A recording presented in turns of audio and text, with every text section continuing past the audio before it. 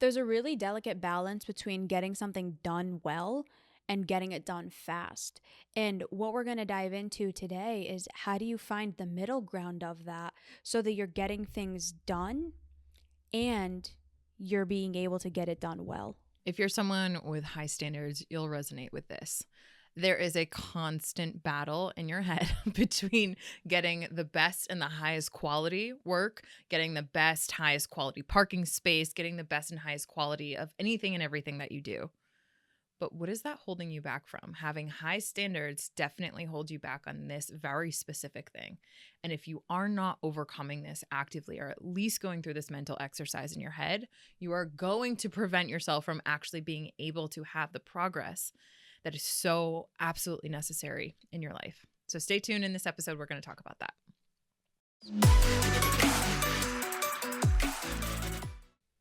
Hey everybody, it's Bianca.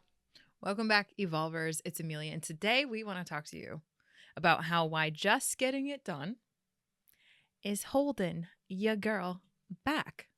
Meaning, when you got some high standards, I want everyone to think about this, but I want us to also think about, where do you think your high standards are? Usually, there's a saying that how you do one thing is how you do everything. I don't know where I stand with that, but for the most part, if you have high standards in one thing, you likely have high standards in some other things. So let's all have in our heads during this episode where your high standards might be, right? It might be in your fashion or how you dress. It might be in, hell, I don't even know, how you do your gardening. It might be in only specifically your team members that you have. It might be in, let's say, if you're hiring contractors to do some landscaping, it might be with them, right? Because it's your home. She'd be smiling over there. It might be in, I don't know, how well kept your toenails are. I don't know. Everyone's got some high standards somewhere. Well, I would like to believe that.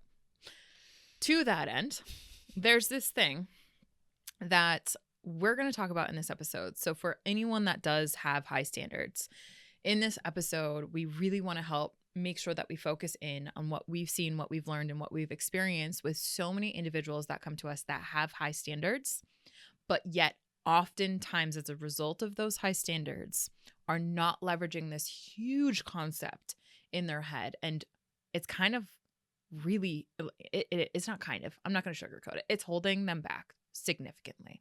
And I've been here. So I remember when you and we started kind of reading this book together. It wasn't necessarily together, but it was like, I think I was rereading it for a second time. You were reading it the first time. Algorithms to Live By. You remember when you first read that? How that changed your world? I do. Yeah.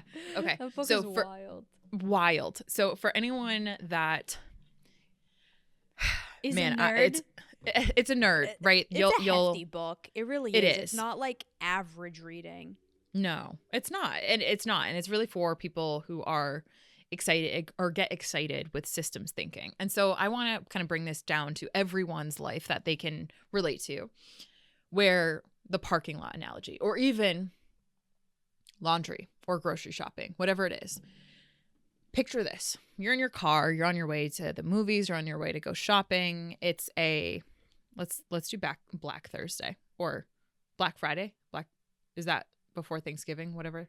It's the a night promotion after Thanksgiving. Yeah. Okay. Yep. That's what it is. I haven't been. So honestly, I'm out of the game for a hot minute. So pardon my incorrectness. With that being said, it's that time of year. You're headed out there, you're shopping, and you're so excited, and you're rolling up and you're starting to see the whole parking lot is just chock full. It's chock full. Are you that type of person that is constantly creeping up closer and closer and closer to the store that you want to go in? And you're taking that risk, you're taking that chance of like, I might have to drive around this whole parking lot a second, a third time because I took that risk. Instead of just, you know what, I'm not even going to try. I'm just going to park my car here and I'm going to just kind of mark it up as an L and I'm going to walk. It's fine. So wherever you fall in that, it's the same thing with grocery stores. It's the same thing with everything that you do. There's always what's called an optimal stopping point. I tend to fall on the end of going and bearing that risk, going as far as I can push it. And there's this calculation in my head that's always crunching probabilities of a parking lot spot being open, or in the time that my car rolls up to that specific row, there's a probability based on all the data points that my brain is gathering that someone might be pulling out. And so I'm someone who is more risk tolerant. Most people would not take that risk and are what we call risk averse. And how this folds into this conversation around why just getting it done is holding you back is sometimes when you are having that high standard.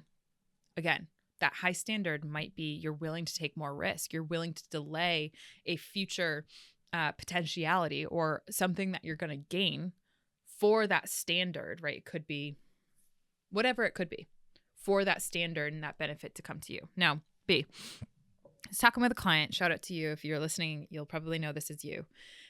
And she has very high standards. And we've talked about those. And at this point in time, she was having her whole entire backyard be like completely redone. And it was a beautiful landscape, lots of contractors involved. And with her high standards, there was a lot of things that the concrete went like it didn't settle right, and then the rain washed, and then the contractors totally messed up her lawn. And like the amount of money that you spend in a project like that, we're talking big cashola, right? And so it's when you have such an investment in something and you have high standards, so you invest in something to have it be done right and have it be done in a high quality manner.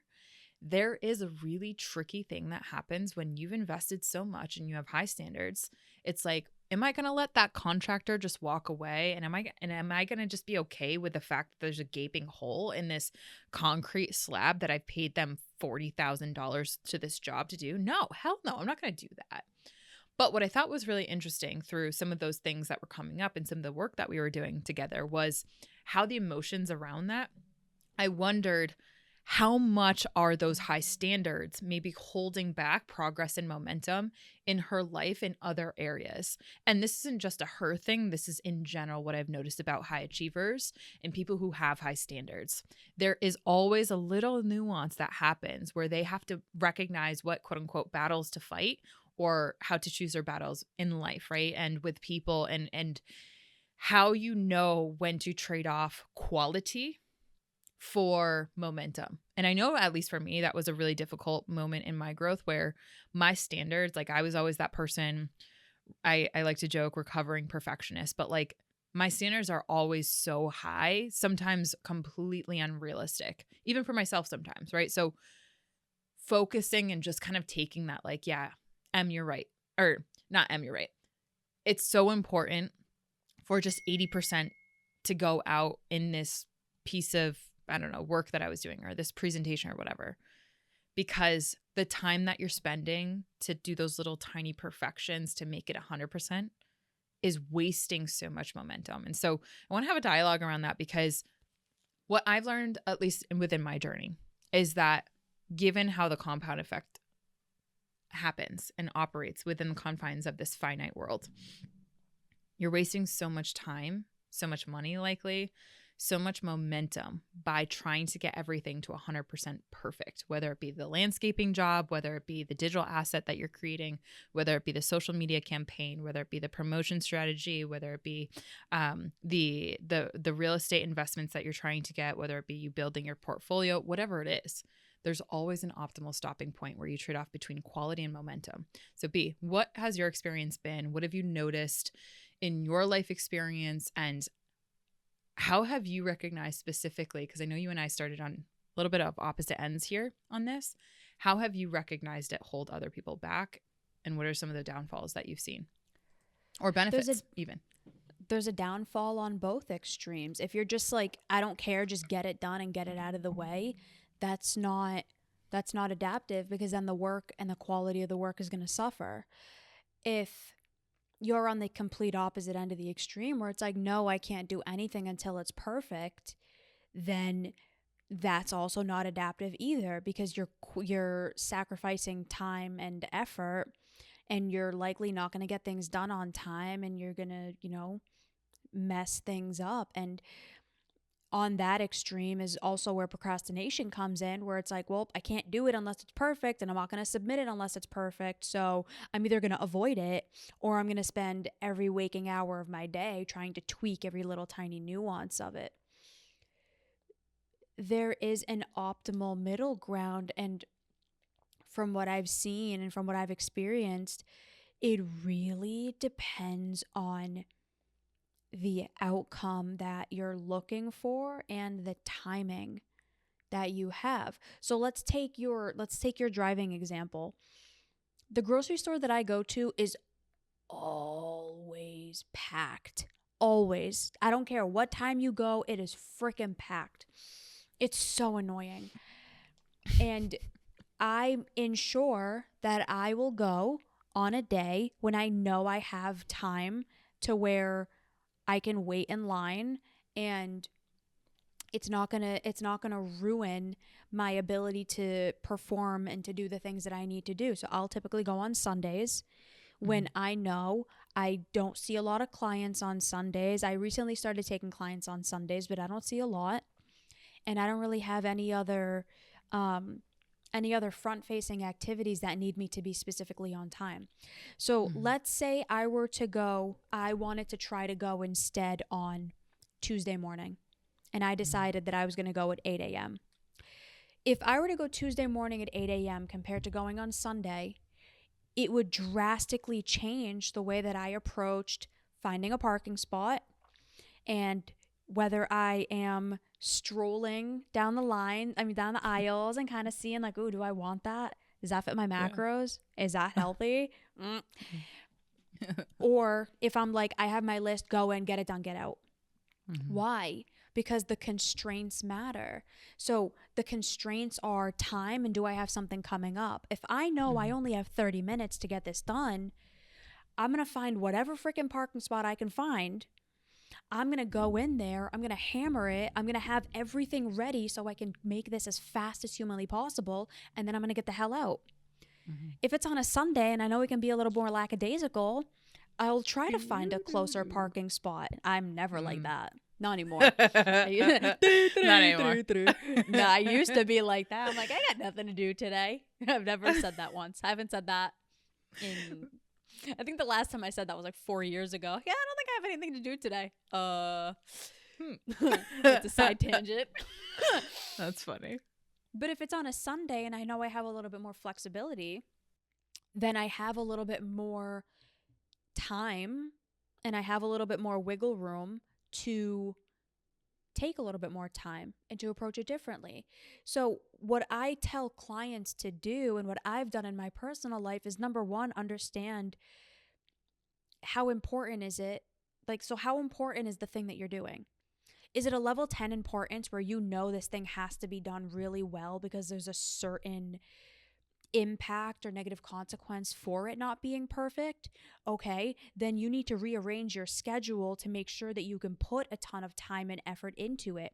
Is it lower on the level of importance? Okay. Is anything going to happen if it's not perfect? No. Okay, then get it done. Just get it done and submit it. But if everything is a 10, then that's a problem, and we need to understand, where are your priorities lying? So M, like, I know for you, that was a really big issue where everything was a 10. And it's like, everything can't be a 10. Everything cannot be a 10. How you do one thing is how you do everything. Maybe if you want to take that on as an identity piece, sure. But you have to be very careful what you're choosing in those categories. There's a few things that I have that mindset with, and I embody that very intimately.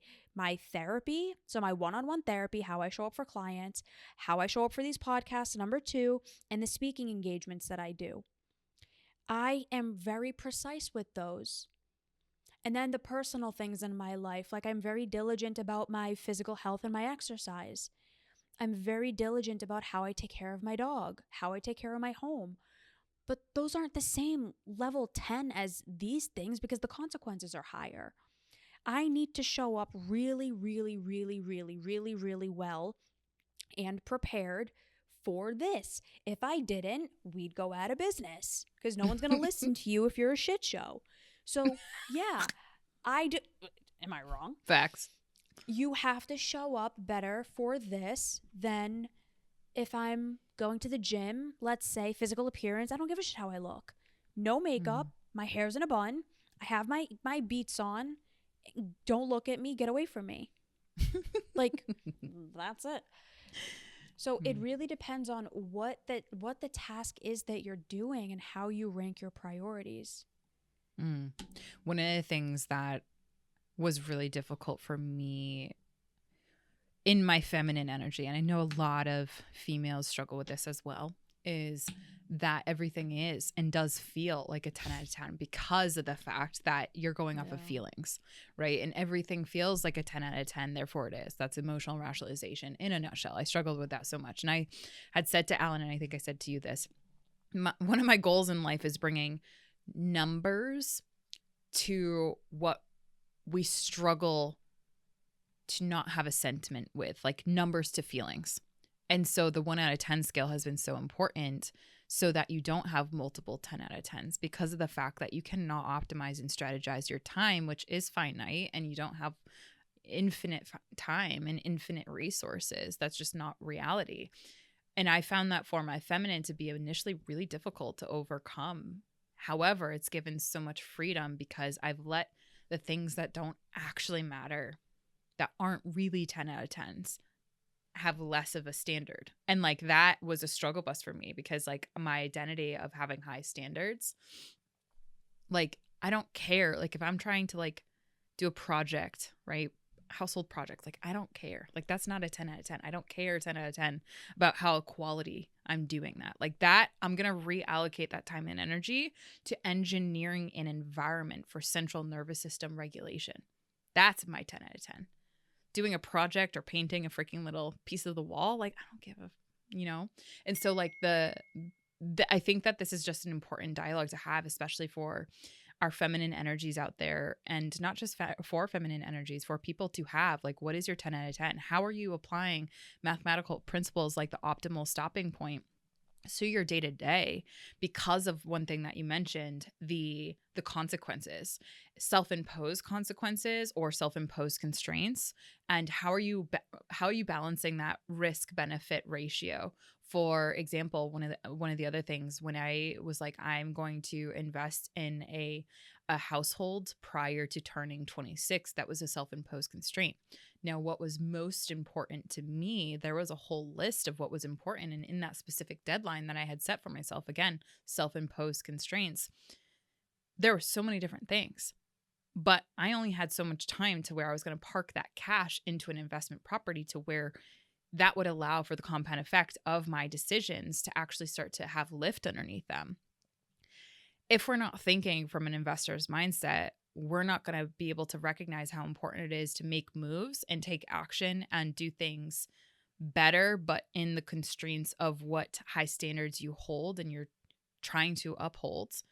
And the momentum that you lose by kind of sitting in the middle is so devastating because you do not get that time back, right? So if I were to, for example, when I was searching for an investment property, if I were to give myself 5 years, oh my goodness, I'm missing out on 5 years of the appreciation of that asset. And we don't think that way.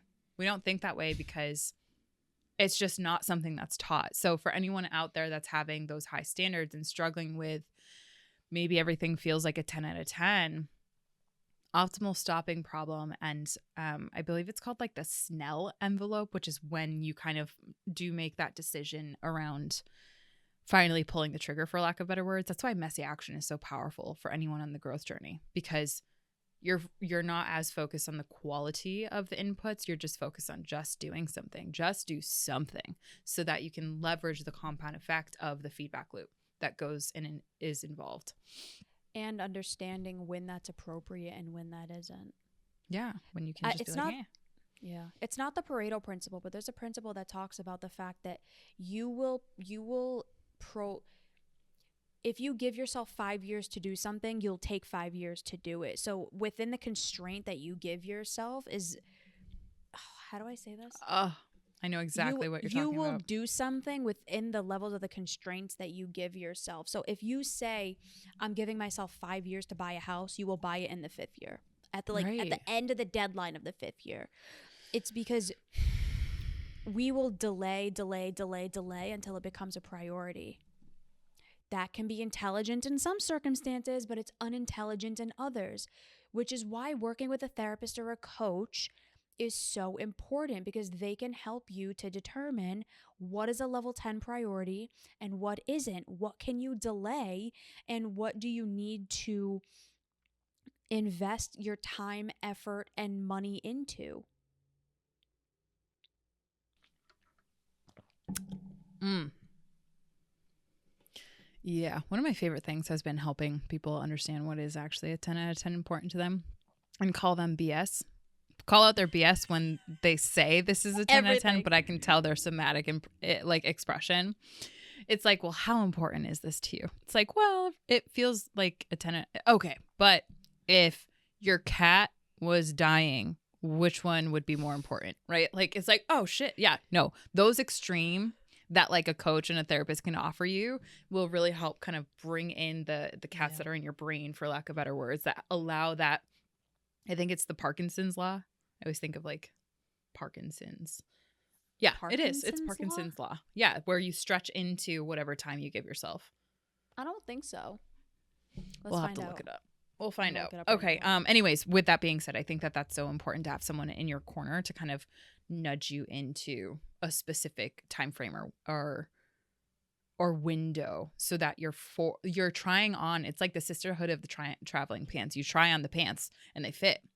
It's like that person helps you try on the modality of thinking of what would it feel like to actually in the sandbox, if you will, of your head, try on what a 10 out of 10 feels like. And you can actually feel your physiology shifting when you start to kind of pull those levers for someone. It's like, oh, actually, no, that doesn't feel like the 10 out of 10, right? Like, if it's more important to you to have that landscaping done versus for you to spend quality time with your partner, or for the emotional, load that it takes on you to have to navigate with those contractors, like like what's more important to you? Is it peace of mind and peace of mind now, or is it peace of mind in the future that you're not gonna be staring at that gaping hole in your cement that you paid $40,000 and you're pissed off because you didn't say something and self-advocate, right? Like, there's differences with that when you start to have some of those constraints pushed on in those mental exercises for you. So I love this conversation. I think we should start talking more about some of the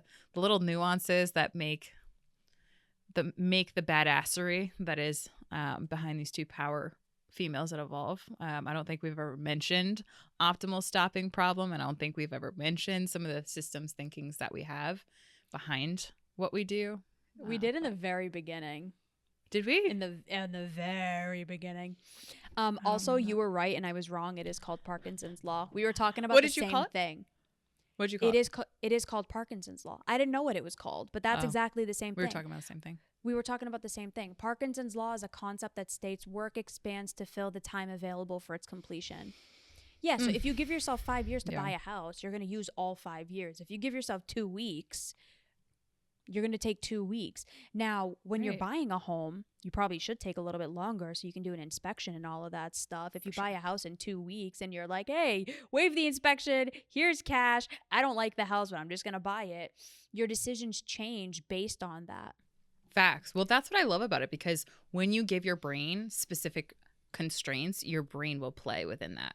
And so I am kind of a weirdo in this, where like I love those challenges, right? Like, if you and I, for example, had given people a year to jump into the group coaching program, like they wouldn't come in until the last 24 hours because of how human behavior is, right? That's the brain trying to reduce its caloric expenditure, right? Like, in a nutshell. So and I think I think having someone in your world that can help you play differently in your own head is so powerful. So if this episode resonated with you and you're struggling because your high standards are actually preventing you from feeling like you're having meaningful progress, or you're getting kind of tied up in that analysis paralysis, we got you. We work with a lot of systems thinkers and a lot of people that do have high standards, and actually help them evolve beyond that honestly, it becomes a glass ceiling because you don't get the benefits of momentum. And momentum is so huge. And honestly, I think it's a concept that not a lot of people really understand what they're missing out on, because you don't see it initially. You only see that 20 years later, right? So do not go down that rabbit hole. Reach out to you girls. We got you. We got you. What's your episode suggestion? Episode suggestion is 360, the real reason why we self-sabotage. 396, the best habit for dealing with stress. All right, friends. We hope you enjoyed this episode. If you liked this one, check those other ones out. If you want help learning how to do this, DM you girls. We'll see you next time. Gotcha. Bye, everybody. Bye, everyone.